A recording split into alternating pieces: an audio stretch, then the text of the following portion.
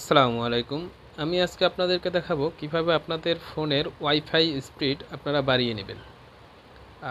এতটা পরিমাণ বাড়বে যে আপনার বর্তমান যে স্পিড আছে তার থেকে প্রায় ৩ গুণ বেড়ে যাবে। তো চলুন দেখে আসি।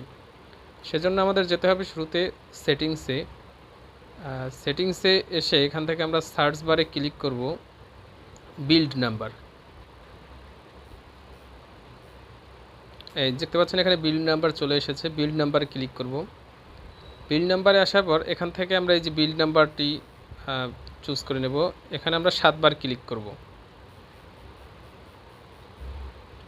আমার এটা অলরেডি বিল্ড নাম্বার 7 বার ক্লিক করা আছে, এজন্য আমাদের এটা দেখাচ্ছে না। আপনারা 7 বার ক্লিক করে দেবেন, তাহলে একটি অপশন চলে আসবে, ডেভেলপার অপশন। সেজন্য আমরা ব্যাকে চলে যাব।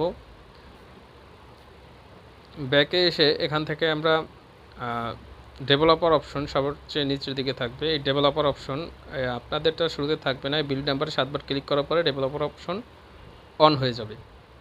আমরা ডেভেলপার অপশনে প্রবেশ করব। এখানে এসে আমরা খুঁজে নিতে হবে এটা। এখান থেকে খুঁজতে হবে যে ওয়াইফাই লগইন ভারবুজ, এই অপশনটি খুঁজে নিতে হবে।